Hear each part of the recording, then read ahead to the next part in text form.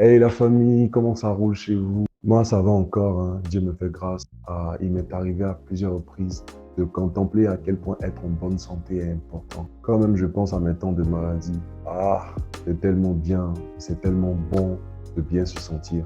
N'arrêtons pas de rendre grâce à Dieu pour cela. Eh bien, je suis encore là pour un autre numéro de Mon Résumé avec le pasteur Assis. Restez branchés jusqu'à la fin, je vous préviens en même temps. La fin d'une chose vaut mieux que son commencement.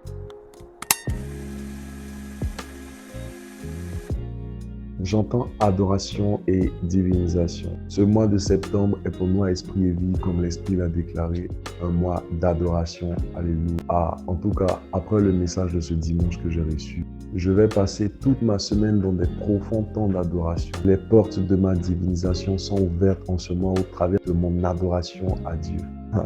Pour ceux qui me connaissent bien, moi je suis comme un enfant. Je prends ce que Dieu a dit comme ce qu'il a dit. C'est ça qui fait ma particularité. En cette semaine, je me transforme en adorateur comme Abraham, comme Moïse et comme tous les autres prophètes. Maintenant, rentrons dans le vif de notre sujet que j'ai appelé adoration pour ma divinisation. Allez, top, c'est parti. Alors cette semaine, je vais adorer comme jamais, comme je l'ai dit, parce que les portes de ma divinisation sont ouvertes en elle. Pourquoi? Le pasteur expliquait que le divin est un sacrificateur. Et qui parle de sacrifice, parle d'adoration. Parce que l'adoration est un abandon de soi. La meilleure chose que je peux sacrifier, c'est mon âme, mon cœur, ma vie. En gros, c'est bien beau de donner des sacrifices à Dieu. Mais en réalité, il n'en a pas besoin. Ce que Dieu désire vraiment, c'est que nous lui appartenons entièrement. C'est que nous lui donnons nos âmes, nos vies. De même qu'il a sacrifié l'âme de son Fils unique pour nous. Alléluia. Fois pour fois, 100%. Alors le plus beau cadeau que je peux faire à Dieu, eh bien c'est moi-même.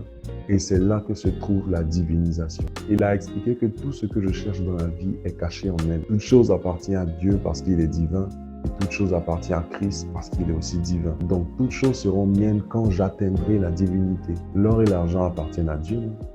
Si on veut bien voir, adorer Dieu est un échange. Parce que pendant que je sacrifie ma vie, mon âme, mon cœur, eh bien, je reçois en retour, lui, sa vie, sa nature et sa divinité. Lisons ce passage de 1 Pierre 2,19. Ils leur promettent la liberté quand ils sont eux-mêmes esclaves de la corruption, car chacun est esclave de ce qui a triomphé de lui.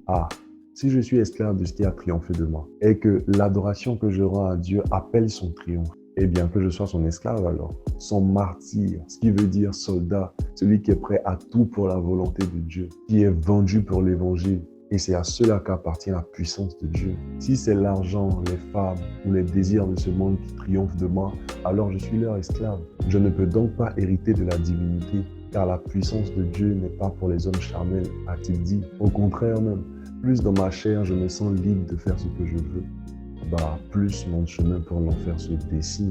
Et il n'y a aucune divinisation pour moi car je suis plein de corruption. C'est pourquoi il est dit en Matthieu 7,13, entrez par la porte étroite, car large est la porte. Ça veut dire quand j'ai beaucoup de liberté. Spacieux est le chemin qui mène à la perdition. Et il y en a beaucoup qui entrent par là. Prenons exemple sur Jésus, famille. Il dit en Jean 14,30, je ne parlerai plus guère avec vous, car le prince de ce monde vient et il n'a rien en moi. Waouh!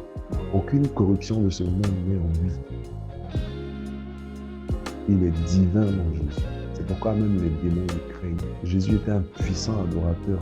Quand j'y pense même, la Bible dit qu'il passait toutes ses nuits dans des endroits isolés pour adorer l'Éternel. Oh boy, quel homme, quelle intimité. Waouh, je bénis la vie du pasteur Assis. Je vais terminer avec un point qu'il a donné. Il dit, tous ceux, je reprends, tous ceux qui se cachent pour boire du sang afin de devenir divins sont mal informés. Parce que c'est déjà le plaisir de Dieu que nous le soyons. Et c'est pourquoi il a envoyé son Fils Jésus pour que nous accédions à la divinité par lui. Alléluia. J'aime trop entendre ce genre de choses. Mais on reparlera de ce dernier point-là à mon prochain numéro de Mon Résumé. Alors restez branchés et à très bientôt. J'espère aussi que vous avez été édifiés par ces quelques paroles. Dieu vous bénisse et on n'oublie pas de s'abonner surtout.